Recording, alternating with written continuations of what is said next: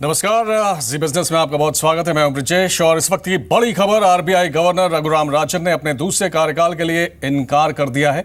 रघुराम राजन ने आरबीआई कर्मचारियों को पत्र लिखकर कहा है कि वो कार्यकाल खत्म होने के बाद शिक्षा के क्षेत्र में लौट जाएंगे, लेकिन देश को जब भी उनकी जरूरत होगी वो सेवा के लिए तैयार रहेंगे। हालांकि उन्होंने ये भी साफ कर दिया कि उन्हें आरबीआई गवर्नर बनाए रखने या नहीं रखने का फैसला सरकार को करना है। आपको बता दें कि 4 सितंबर को आरबीआई गवर्नर रघुराम राजन का कार्यकाल खत्म हो रहा है। इससे पहले खुद प्रधानमंत्री नरेंद्र मोदी ने भी रिजर्व बैंक के गवर्नर रघुराम राजन को लेकर चले मुद्दे पर चुप्पी तोड़ते हुए कहा था कि उनका फिर से चुना जाना प्रशासनिक विषय है, इसमें मीडिया को बहुत रुचि नहीं होनी चाहिए। और तमाम अटकलें लगाई जा रही थी लगातार कि रघुराम राजन को दूसरा कार्यकाल मिलेगा नहीं मिलेगा। उन्होंने अभी ये साफ किया है कि वो शिक्षा के क्षेत्र में लौटना चाहते हैं, लेकिन अगर सरकार चाहेगी तो वो सेवा के लिए तैयार रहेंगे। यानी कि दरवाजे उन्होंने पूरी तरह से बंद नहीं किए हैं। दूसरा कार्यकाल उन्हें मिलेगा या नहीं मिलेगा, इस बारे में भी उन्होंने कहा कि ये फैसला सरकार को करना है और अगर सरकार चाहेगी तो वो अपनी सेवाएं देने के लिए तैयार हैं। लेकिन फिलहाल अपना टर्म खत्म होने के बाद 4 सितंबर को उनका कार्यकाल खत्म हो रहा है, उसके बाद वो शिक्षा के क्षेत्र में लौटना चाहेंगे। आपको बता दें कि अमेरिका में प्रोफेसर रहे हैं रघुराम राजन और पिछले दिनों काफी विवाद भी रहा। बीजेपी सांसद और बीजेपी नेता नरेंद्र तनेजा का क्या कहना है, आइए सुनते हैं। ये सरकार का फैसला होता है कि आरबीआई का गवर्नर कौन है। गवर्नर जो है उन्होंने सराहनीय काम किया है, इसमें कोई दो राय नहीं है, लेकिन वो मूलतः प्रोफेसर हैं, तो हो सकता है वो वापस टीचिंग में जाना चाहता हो। फ्री थिंकर भी हैं, उन्होंने कई तरह के अपने बयान भी वो देते रहते हैं। ये जरूर होता है कि भारत जैसी अर्थव्यवस्था के लिए ये बहुत जरूरी है कि वित्त मंत्री या भारत सरकार और आरबीआई के गवर्नर सेम पेज पे हों, एक तरह की विचारधारा, एक तरह से बातचीत करें, वो देश के लिए थोड़ा अच्छा होता है। और दूसरी बात के ध्यान रखिए, आरबीआई बहुत बड़ी संस्था है, भारत की संस्था है, और कोई भी व्यक्ति जो है, कोई इंडिविजुअल चाहे वो कोई भी हो, वो संस्था से बड़ा नहीं हो सकता। और इस तरह की सोच रखना कि कोई एक व्यक्ति चला जाएगा तो संस्था के आगे प्रश्न चिन्ह लग जाएगा, मुझे लगता है कि वो थोड़ा अंडर एस्टिमेट किया जाता है जो भारत की संस्थाओं के जो स्ट्रेंथ है उसको लेकर के। इसमें हैरत का विषय क्या है? ये तो होना ही था। ये अगर आप किसी स्वाभिमानी आदमी जो अपना स्वाभिमान, अपने सेल्फ रिस्पेक्ट रखना चाहता है, उसके खिलाफ इस तरह से लोगों को लगा दोगे तो अगला क्या करेगा? तो यही कहेगा ना कि भाई आप अपना कटोरा पकड़ो, मैं चलता हूं। और ये तो इस सरकार में क्षमता थी नहीं, क्योंकि उन्होंने अच्छा काम किया था कि ये कह सकते कि हम उनको हटा देंगे।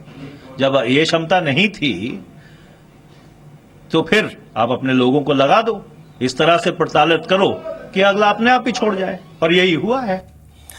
चलिए इसी पे बात करते हैं। हमारे साथ जी बिजनेस डिप्टी एडिटर मेहर भट्ट हमारे साथ हैं। मिर्ची, जिस तरह से रघुराम राजन ने कहा है कि वो शिक्षा के क्षेत्र में लौटना चाहेंगे, पिछले दिनों काफी विवाद भी रहा, तो क्या ये माना जाए कि उनको भी कहीं ना कहीं लग रहा है कि सरकार शायद उन्हें दूसरा टर्म ना दे, इसलिए उन्होंने ये साफ कर दिया है कि उनकी प्रायोरिटी क्या है?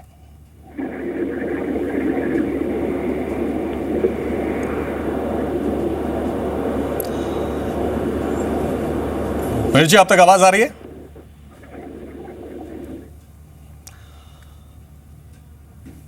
लगता है आप मिर्ची तक हमारी आवाज नहीं पहुंच रहे। मोहनदास पाई इस वक्त हमारे साथ हैं। पाई साहब, बहुत स्वागत है। ये इस पर क्या कहेंगे? रघुराम राजन ने आज जिस तरह का बयान दिया है कि वो शिक्षा के क्षेत्र में लौटना चाहेंगे, हालांकि कहीं ना कहीं उन्होंने इशारा किया है कि अगर सरकार चाहती है तो वो देश सेवा के लिए तैयार रहेंगे।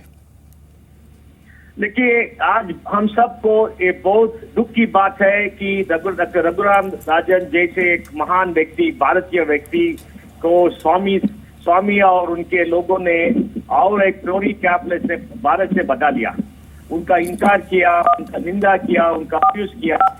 और मैं समझता हूँ कि आज सबसे बड़ी दुख की बात है, लोग कहेंगे कि कौन चला रहा है भारत को।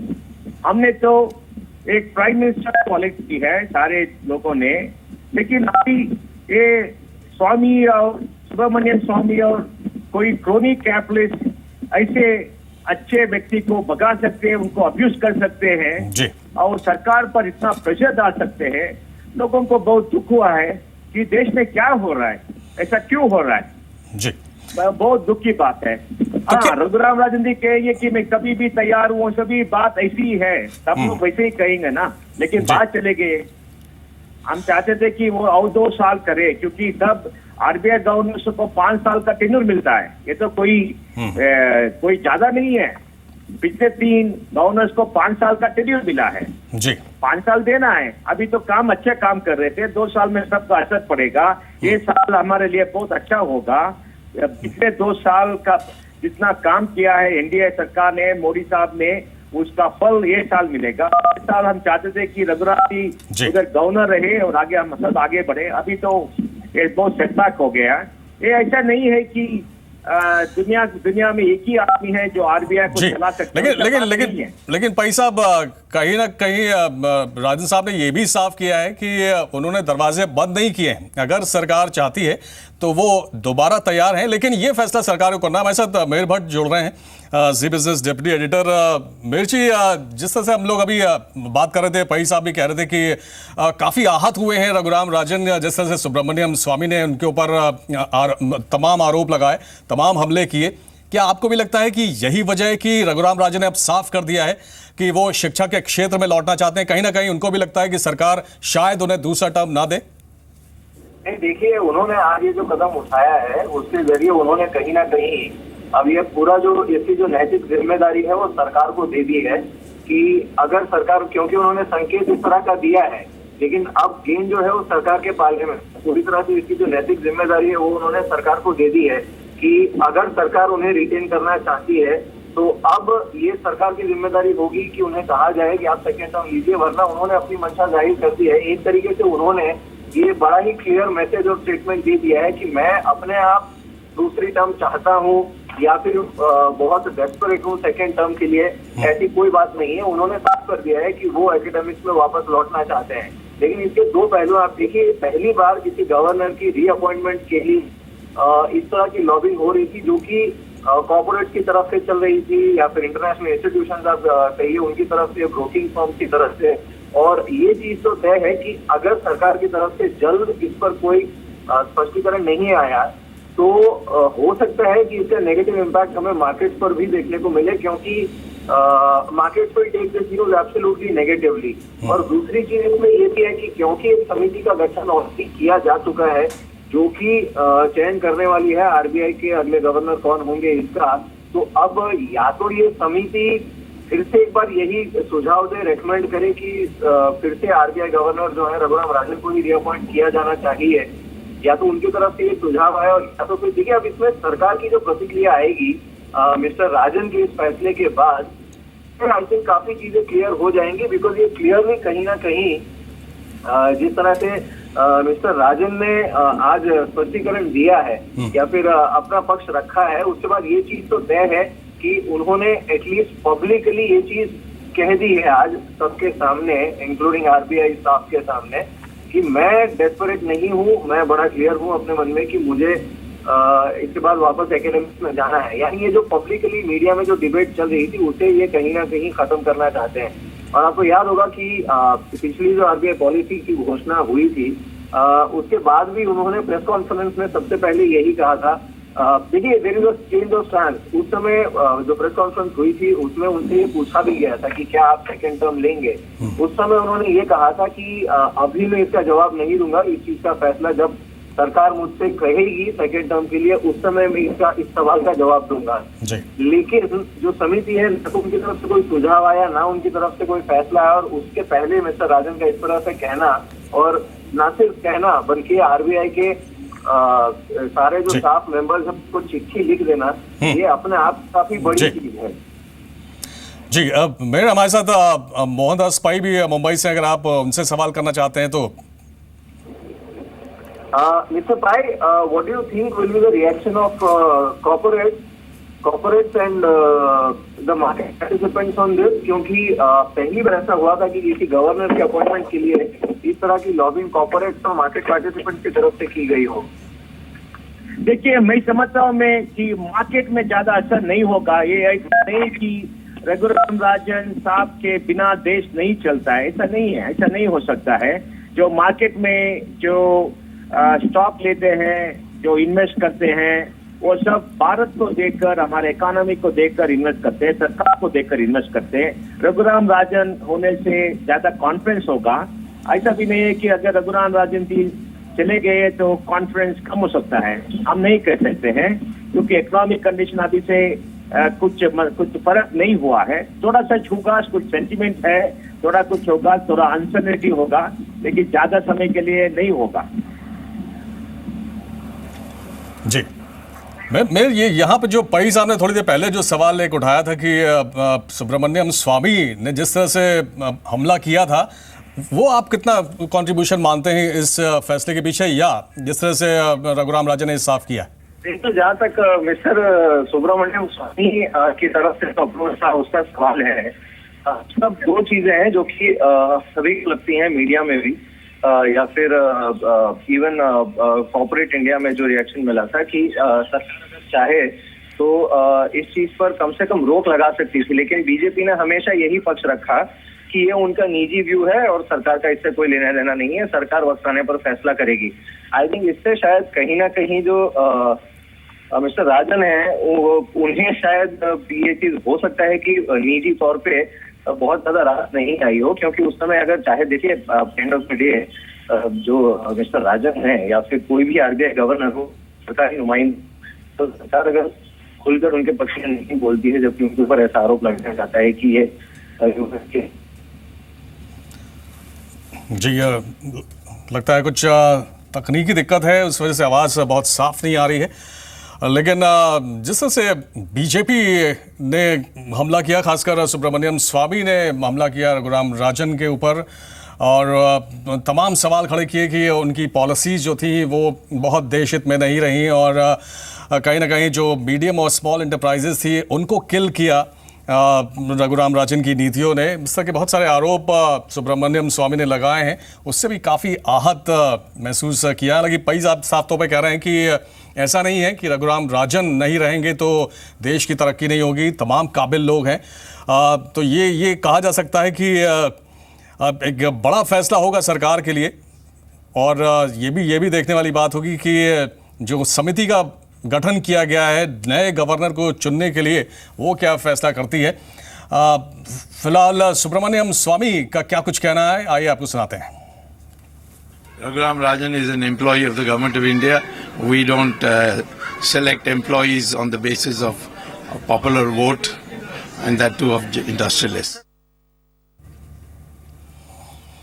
तो आपको एक बार फिर से बता दें कि रघुराम राजन ने दूसरा कार्यकाल ना दिए जाने को लेकर एक बार फिर से अपना बयान दिया है। उन्होंने साफ कहा है कि वो शिक्षा के क्षेत्र में लौटना चाहते हैं, और अगर उनको दूसरा टर्म नहीं मिला तो वो शिक्षा जिसमें वो पहले भी जुड़े रहे हैं उसमें वो लौटना चाहेंगे, और वहाँ पर वो एंजॉय भी करते हैं। मोहनदास पाई हमारे साथ हैं। पाई साहब, क्या लगता है कि जिस तरह से सुब्रमण्यम स्वामी ने अटैक किया, आप कह रहे हैं, और ये भी बहुत कुछ कहा जाता है कि अंदर खाने कुछ और भी लोग हैं जो बहुत ज़्यादा पसंद नहीं करते हैं रघुराम राजन को लेकर, लेकिन पीएम का कहीं ना कहीं सपोर्ट रहा, तो आपको लगता है कि कुछ संभावना बनती है कि उनको दूसरा टर्म मिल जाए?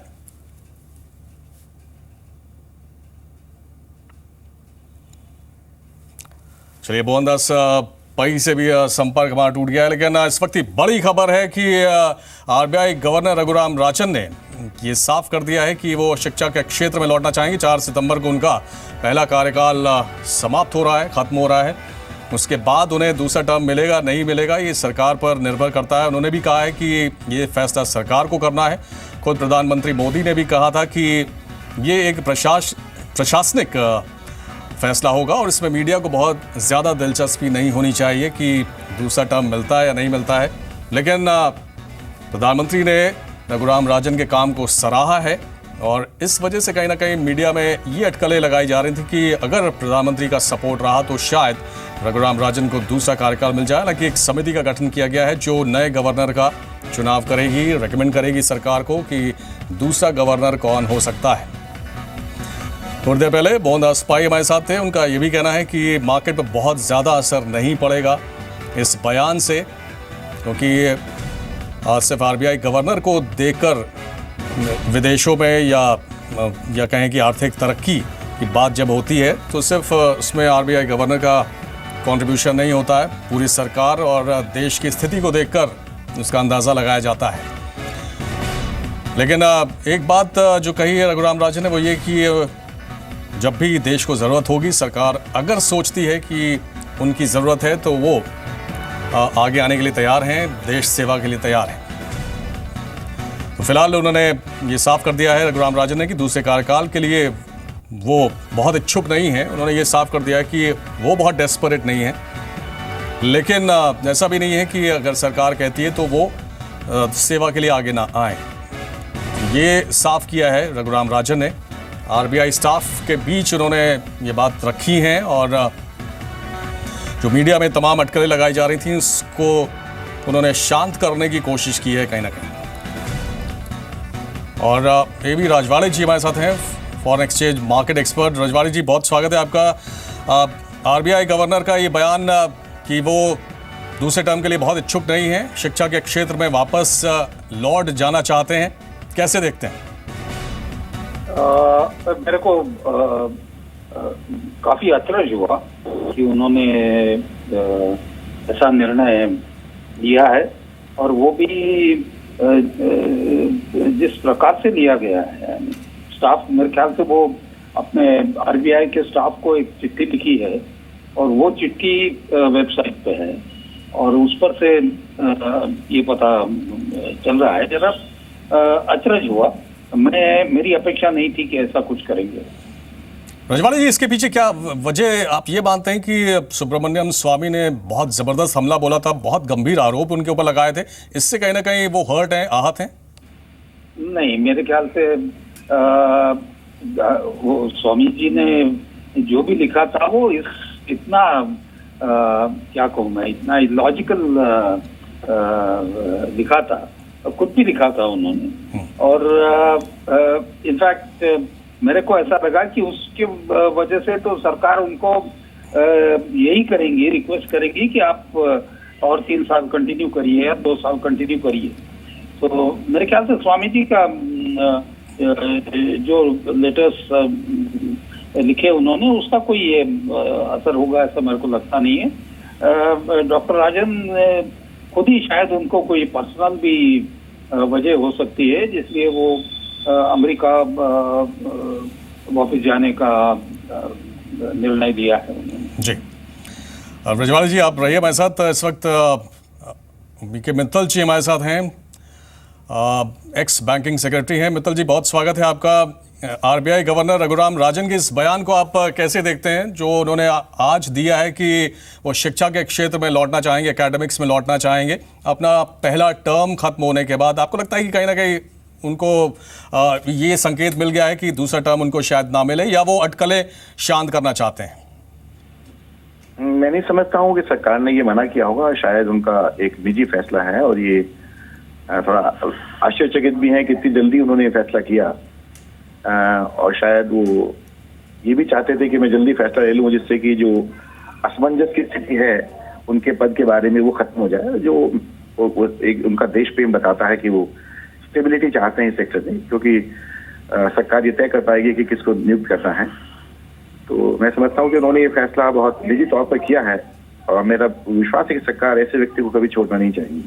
जी, तो मित्तल जी, हालांकि कहीं ना कहीं स्कोप अभी भी उन्होंने खुला छोड़ा हुआ है, दरवाजे खुले छोड़े हुए हैं, क्योंकि उन्होंने ये कहा है कि आरबीआई गवर्नर कौन होगा इसका फैसला सरकार को करना होता है और अगर सरकार चाहेगी तो वो अपनी सेवाएं देने के लिए तैयार रहेंगे। मैं समझता हूँ वो बिल्कुल खुला हुआ है उनका। उन्होंने ये कहा है कि मैं इसके लिए अनुरोध नहीं करूंगा सरकार से, लेकिन कभी भी आरबीआई गवर्नर के बारे में कोई अनुरोध नहीं करता, सरकार ही उससे अनुरोध करती है। ये पद बड़ा गरिमा का पद है और हमेशा इसकी बहुत हाई रिस्पेक्ट है सरकार के अंदर भी। तो मैं समझता हूँ कि वो ऑप्शन अभी भी खुला है और अगर उच्चतम स्तर पर ये माना जाएगा कि उनको रहना है तो सरकार अगर अनुरोध करेगी वित्त मंत्री जी के स्तर पर या प्रधानमंत्री के स्तर पर, निश्चित रूप से वो रहेंगे। और जो कंट्रोवर्सी हुई मित्तल साहब, जिस तरह से बीजेपी नेता सुब्रमण्यम स्वामी ने उनके ऊपर आरोप लगाए, उससे भी आपको लगता है कि उसने भी कहीं ना कहीं कंट्रीब्यूट किया है? मैं समझता हूँ कि कोई भी व्यक्ति जो अपने आप में एक विश्वास रखते हैं, उनको ठोस लगी है, उनको खुद रखते हैं, इसमें तो ये बात सही है। लेकिन सरकार ने उसको हर स्तर पे खंडन किया है। ये सही है कि उसकी वजह से कंट्रोवर्सी हुई, पब्लिक में एक डिबेट हुई, और इसमें मेरा ये भी कहना है कि मीडिया ने भी इसको एक बियॉन्ड ए पॉइंट परस्यू किया, क्योंकि आरबीआई गवर्नर का पद कभी मीडिया के माध्यम से तय नहीं होगा, वो तो सरकार ही हमेशा तय करती है। और इसको एक बियॉन्ड ए पॉइंट मीडिया ने इसको उछाला, उससे भी उनको वो आहत हुए हैं, चाहे वो कह नहीं रहे हैं, लेकिन बार बार उनके बारे में लिखा गया कि रहेंगे नहीं रहेंगे, क्या किया नहीं किया। तो मैं समझता हूँ वो भी थोड़ा सा वो आहत किया है उस बात ने उनको। जी, रजवाड़ी जी भी हमारे साथ है। रजवाड़ी जी, मंडे को जब मार्केट खुलेगा तो आपको लगता है कि कुछ मार्केट पर असर पड़ेगा इस स्टेटमेंट के बाद? हाँ, असर तो जरूर होगा। मेरे ख्याल से दोनों मार्केट में असर हो सकता है, स्टॉक मार्केट में तथा करेंसी मार्केट में भी। और मेरे ख्याल से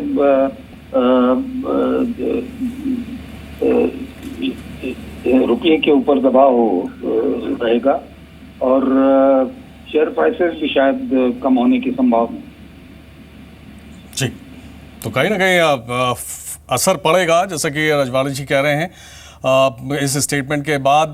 लेकिन जिस तरह से कंट्रोवर्सी हुई रजवाड़ी जी, आपको लगता है कि गवर्नर जैसे पद को लेकर इस तरह से बयानबाजी हुई और इस तरह से कंट्रोवर्सी हुई, वो एक बहुत अच्छी चीज़ नहीं हुई? डॉक्टर स्वामी तो पहले से ही वो किस प्रकार के स्टेटमेंट करते हैं उसके बारे में वो तो बड़े मशहूर है कि, तो मेरे ख्याल से उसका कोई ज्यादा असर हुआ नहीं है इसके ऊपर।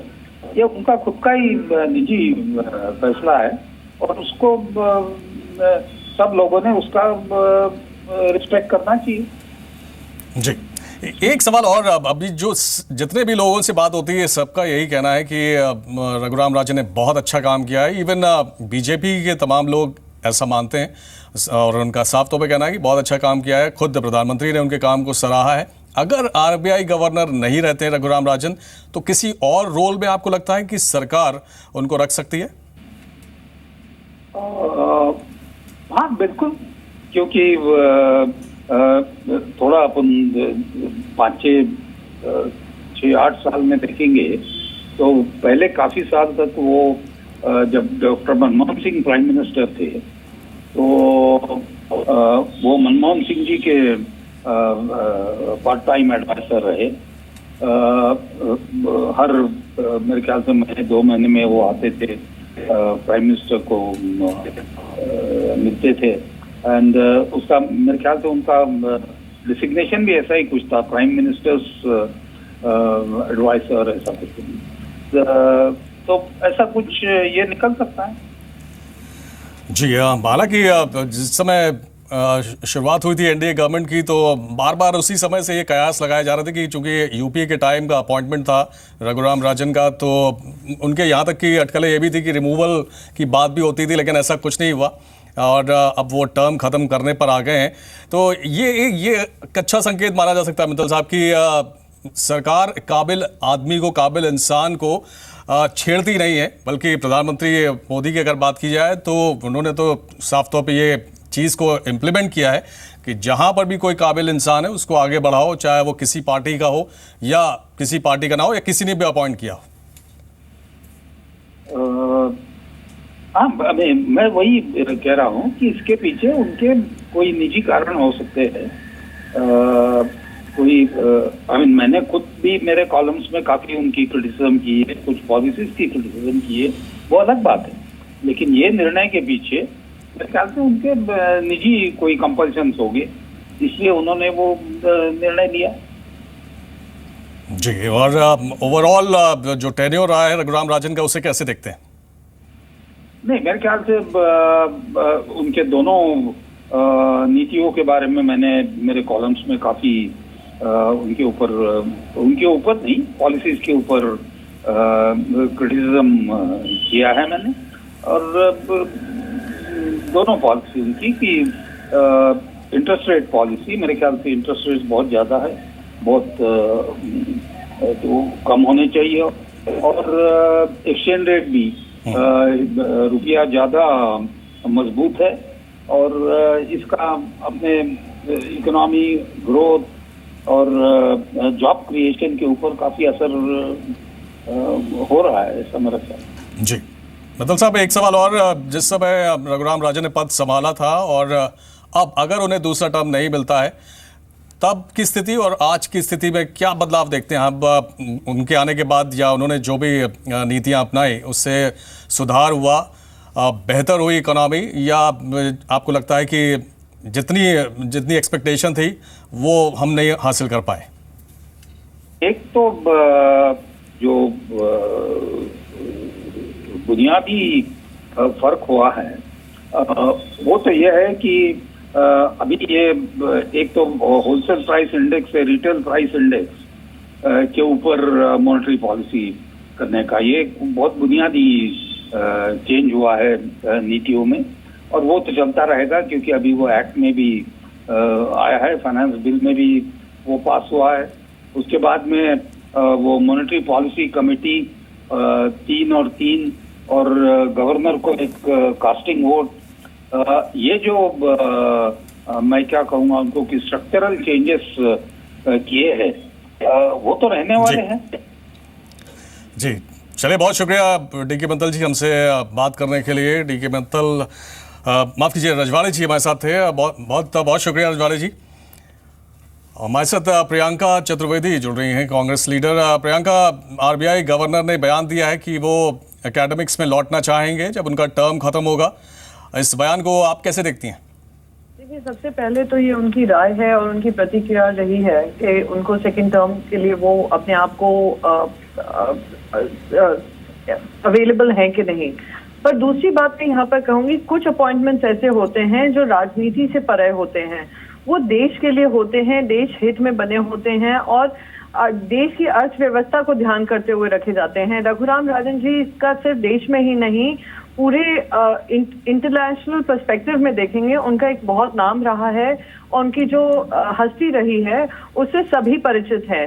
जिस तरीके से उनपे एक राजनीतिक अटैक हुआ, जहां पे भारतीय जनता पार्टी के बहुत बड़े दिग्गज नेता, राज्यसभा के एमपी सुब्रमण्यम स्वामी रहे हों या राज्यसभा की एमपी निर्मला सीतारमण रही हों जो मिनिस्टर ऑफ कॉमर्स भी हैं, जिस तरीके से उन्होंने उनपे अटैक किया, उसी से समझ में आ गया था क्या भारतीय जनता पार्टी की सोच है आरबीआई गवर्नर को लेकर। लेकिन प्रियंका, पीएम ने कभी एंडोर्स नहीं किया। सुब्रमण्यम स्वामी ने जितने भी अटैक किया हो, लेकिन पीएम ने तो तारीफ ही की, उन्होंने सराहना की है रघुराम राजन ने काम किया। देखिए, ऐसा है कि नरेंद्र मोदी जी ने कभी खुलकर आकर उत्तर प्रदेश में जो विवादास्पद बयानबाजी होती है उसके खिलाफ भी नहीं बोला है। तो ये प्रधानमंत्री की आदत रही है कि उनके जो साथ जो जुड़े हुए लोग हैं वो काफी आपत्तिजनक बयानबाजी दे देते हैं, वो ऐसे चीजों पे स्टेटमेंट्स देते हैं जिनमें उनके स्टेटमेंट्स की जरूरत नहीं रहती है, एक विवाद खड़ा करते हैं जिस विवाद के आप मुझे कंप्लीट करने दीजिए, आप मुझे कंप्लीट करने दीजिए, फिर आप मुझे सवाल पूछिए। चलिए, तो एक ऐसा माहौल बना देते हैं जहाँ किसी के लिए आप एक कोई ऑप्शन ना छोड़ें, पर आप ये बना दें कि वो मुद्दा जो बन गया है वो एक कॉन्ट्रोवर्शियल मुद्दा बन गया है, और जो भी सेल्फ रिस्पेक्टिंग आदमी होगा जिसने इतना देश के लिए ही नहीं इंटरनेशनल इकोनॉमिस्ट रहे हैं, उनकी रिस्पेक्ट रही है, और हमने देखा है किस तरीके से FIIs हुए, FDIs हुए या फॉरेन इन्वेस्टर्स हुए, उनकी क्या प्रतिक्रिया रही है रघुराम राजन के ऊपर कंट्रोवर्सी को लेकर। अगर इसको आपने सेंट्रल मुद्दा बना दिया हो, any self respecting person will not want to seek a second term with this kind of attacks coming to him. नहीं, लेकिन उसके बावजूद रघुराम राजन ने ये कहा है कि अगर सरकार चाहेगी तो वो सेवा के लिए तत्पर हैं और उन्होंने दरवाजे बंद नहीं किए हैं। लेकिन एक बात और जो पहला सवाल मैं करना चाह रहा था वो ये कि अगर आपने बात की कि बीजेपी की तरफ से अटैक हुआ, प्रधानमंत्री खुलकर बयान नहीं देते हैं, लेकिन अगर इतने ही नापसंद थे आरबीआई गवर्नर रघुराम राजन तो जिस समय एनडीए सरकार बनी थी शायद उसी समय उनको हटा दिया जाता, लेकिन उनके टैलेंट की कदर की एनडीए सरकार ने, मोदी गवर्नमेंट ने उनकी कदर की और उनको कंटिन्यू किया।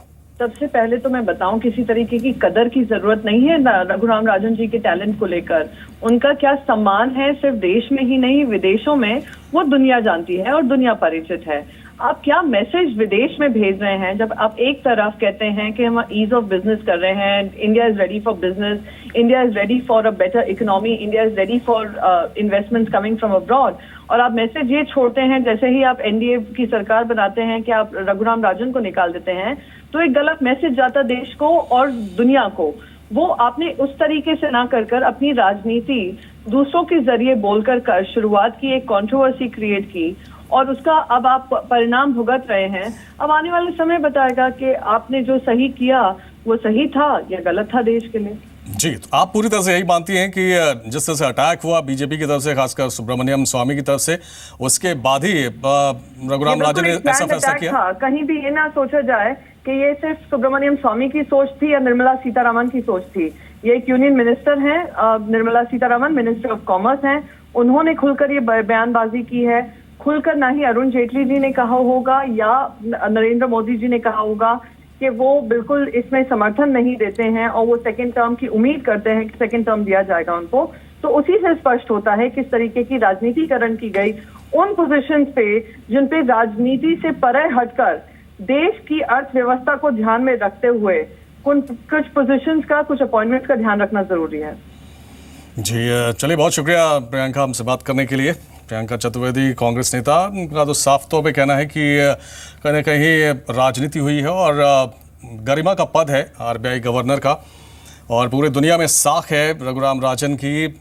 ऐसे में जिस तरह से अटैक किया गया उनके ऊपर, उससे वो काफ़ी आहत रहे हैं, और आज जो स्टेटमेंट आया है वो कहीं ना कहीं उसी से जुड़ा हुआ है। लेकिन तमाम अटकलों को शांत करने की कोशिश की है रघुराम राजन ने, और उन्होंने ये साफ कर दिया है कि वो एकेडमिक्स में लौटना चाहेंगे, शिक्षा के क्षेत्र में लौटना चाहेंगे, लेकिन अगर ज़रूरत पड़ी तो वो सेवा के लिए भी तैयार रहेंगे। एक बार फिर से इस वक्त की बड़ी खबर आपको बता दें, आरबीआई गवर्नर रघुराम राजन ने अपने दूसरे कार्यकाल के लिए इनकार कर दिया है। रघुराम राजन ने आरबीआई कर्मचारियों को पत्र लिखकर कहा है कि वो कार्यकाल खत्म होने के बाद शिक्षा के क्षेत्र में लौट जाएंगे, लेकिन देश को जब भी उनकी ज़रूरत होगी वो सेवा के लिए तैयार रहेंगे। हालांकि उन्होंने ये भी साफ कर दिया है कि उन्हें आरबीआई गवर्नर बनाए रखने या नहीं बनाए रखने का फैसला सरकार को करना है। आपको बता दें कि 4 सितंबर को आरबीआई गवर्नर रघुराम राजन का कार्यकाल खत्म हो रहा है। इससे पहले खुद प्रधानमंत्री नरेंद्र मोदी ने भी रिजर्व बैंक के गवर्नर रघुराम राजन को लेकर चल रहे विवाद पर चुप्पी तोड़ते हुए कहा था कि उनका फिर से चुना जाना एक प्रशासनिक विषय है, मीडिया को इसमें बहुत दिलचस्पी नहीं होनी चाहिए। तो इस वक्त की बड़ी खबर, रघुराम राजन ने तमाम अटकलों पर विराम लगा दिया है, एक फुल स्टॉप लगाने की कोशिश की है। जो अटकलें चल रही थी, जो विवाद लगातार चल रहा था कि उन्हें दूसरा टर्म मिलेगा नहीं मिलेगा, और जिस तरह से सुब्रमण्यम स्वामी ने उन पर गंभीर आरोप लगाए थे, उसके बाद से वो चुप थे और समय आने पर उन्होंने अपनी चुप्पी तोड़ने की बात कही थी। लेकिन सितंबर में उनका पहला टर्म खत्म हो रहा है। 2013 में यूपीए सरकार ने उन्हें अपॉइंट किया था RBI governor. Chief economist IMF भी रह चुके हैं और दुनिया भर में एक बेहतरीन इकोनॉमिस्ट के तौर पर जाने जाते हैं रघुराम राजन। लेकिन पिछले दिनों काफ़ी आहत रहे, जिस तरह से उन पर गंभीर आरोप लगाए सुब्रमण्यम स्वामी ने, और तब से ही ये अटकलें तेज थी कि क्या उन्हें दूसरा टर्म मिलेगा या नहीं मिलेगा। लेकिन उन्होंने ये भी साफ कर दिया है कि ये फैसला पूरी तरह से सरकार को करना है, और सरकार अगर उन्हें दूसरा टर्म देती है तो वो उसे निभाने के लिए तैयार रहेंगे। लेकिन फिलहाल उनकी दिलचस्पी नहीं है, उन्होंने अपनी इच्छा जाहिर कर दी है। अपने तमाम स्टाफ को उन्होंने थैंक्स कहा है, और ये भी कहा है कि जो उनका सक्सेसर होगा उन्हें पूरी उम्मीद है कि वो देश को एक नई ऊंचाई तक लेकर जाएगा। 3 साल का टर्म रघुराम राजन का 4 सितंबर को खत्म हो रहा है। तो आपको एक बार फिर से बता दें कि रघुराम राजन ने ये साफ कर दिया है कि वो दूसरे टर्म के लिए अपनी तरफ से बहुत इच्छुक नहीं है। सरकार को ये फैसला करना है कि अगला आरबीआई गवर्नर कौन होगा। लेकिन उन्होंने आरबीआई स्टाफ को एक चिट्ठी लिखी है जिसमें उन्होंने अपनी मंशा, अपनी इच्छा जाहिर कर दी है कि वो आरबीआई गवर्नर पद अब नहीं चाहते हैं और दोबारा एकेडमिक्स में लौटना चाहते हैं। अमेरिका में प्रोफेसर रहे हैं रघुराम राजन और आईएमएफ के चीफ इकोनॉमिस्ट भी रह चुके हैं। उसके बाद अपने यूपीए सरकार ने अपॉइंट किया था, चीफ इकोनॉमिक एडवाइजर भी थे वो यूपीए सरकार के दौरान। तो स्वामी ने उन पर जो आरोप लगाए उसमें एक ये भी था कि जो एसएमईज हैं, स्मॉल और मीडियम एंटरप्राइजेस हैं, उनको काफ़ी नुकसान पहुंचा, रोज़गार नहीं बढ़ा, उनकी नीतियों के चलते बेरोज़गारी बढ़ी। ऐसे तमाम आरोप लगाए और राजन को यहाँ तक कि देश के लिए नुकसानदायक तक बता दिया सुब्रमण्यम स्वामी ने। और उसके बाद से ही ये कयास लगाए जा रहे थे कि सुब्रमण्यम स्वामी का दूसरा टर्म मिलेगा या नहीं मिलेगा। प्रधानमंत्री ने खुद मीडिया से कहा था कि वो इसमें ज़्यादा दिलचस्पी ना लें क्योंकि ये एक प्रशासनिक विषय है और सरकार को ये फैसला लेना है। फिलहाल सरकार ने एक समिति का गठन किया है जो नए गवर्नर का चुनाव करेगी और रघुराम राजन अब भी अमेरिका के ग्रीन कार्ड होल्डर हैं। सरकारी अधिकारी होने के बावजूद वो सरकार की आलोचना करते हैं, ये बात भी बार बार कही गई।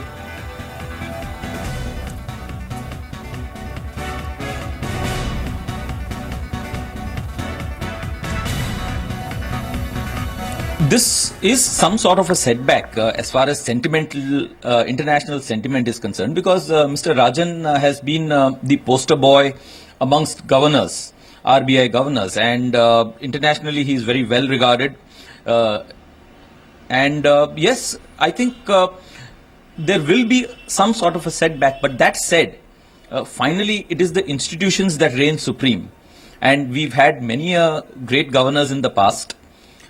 Mr. Rajan will join their league of being a great governor in the past, and we look forward to welcoming whoever the new governor is. Unfortunately, in our country, almost everything gets weighed on the scale of politics. So while there may be some element of politics in this, finally, but the decision lies with Mr. Rajan.